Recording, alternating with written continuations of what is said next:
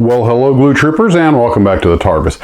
I actually did most of my building in the kitchen today, no particular reason, it's just where I was set up. And I got the Unicorn Gundam pretty much completed.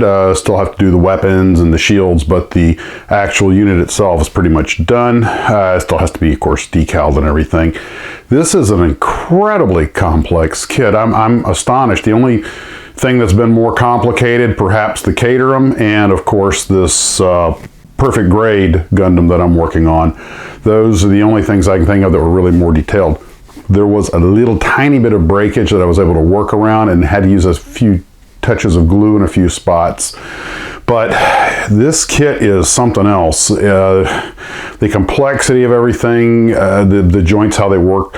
However, I have to admit that for the most part, everything fit beautifully, just like you would expect.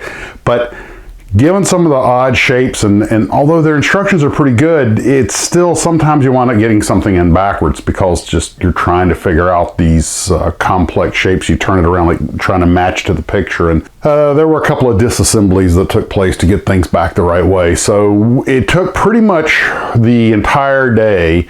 I had one leg completed, and the other leg went pretty quickly because it was a repeat of the first one. The most complex part was the shoulder units. The parts are just such odd shapes, they can go in the wrong way, and it was just, you know, I mean, a Borg would have trouble getting that thing together on the first go. Of course, the second shoulder went better because I fixed the problems after figuring out the first one.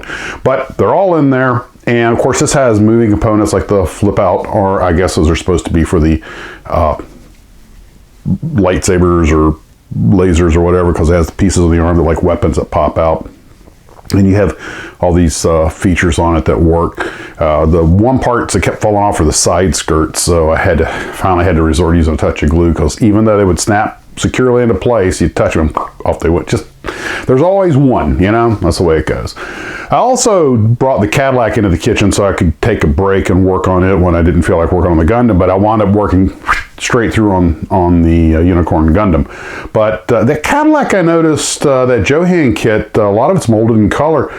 It's kind of cool. I know a lot of Johan kits were molded just in one color. A lot of them were made in white, and some of them were made in some other colors. But this particular one, the nice thing about it is if you're a kid or a model builder who didn't have access to paint or doesn't have time to paint, the blue body, the black interior, the black bottom, the chrome parts, it's a lot of stuff's molded in color enough that you can build the whole model without touching it with any paint and still have something pretty presentable. In fact, I think what I'm going to do is just go ahead and, I'm not going to pre-paint anything, just kind of an experiment. I'm going to build this whole model right out of the box and just leave it in its naked color and display it that way, because that's just, and I might keep the box art with it, just so you can say that, hey, you know, this is what Johan was putting out, and be a beautiful example of what so far has been a really solid kit, and just shows you what you know, what some of the model makers were putting out back in the day. And really, I gotta admit, like I said, this is my first Johan kit, and I'm impressed. So that's what happened with the modeling today. I want to thank everybody for all the wonderful comments about the live stream. There's no doubt that when Ken is there, it's a lot better. Maybe at some point we'll figure out a way to make that more of a regular thing. It's just, it's also good because he can read the comments while I'm doing my other stuff. It's really more of a two-man operation. But we've known each other for a long time, so you know, a couple of folks have said we're kind of the Oscar and Felix of the, and I'm sure most of you guys get the reference, you know, the odd couple of the kit model world. And there's no question, I'm Oscar. So anyway, that's what we got for tonight, guys. I hope you're having a wonderful evening. Have a happy weekend of modeling. I go back on reserve tomorrow. If they don't call me, I should get some more work done and crank the videos out. Don't forget, tomorrow's Valentine's Day. And if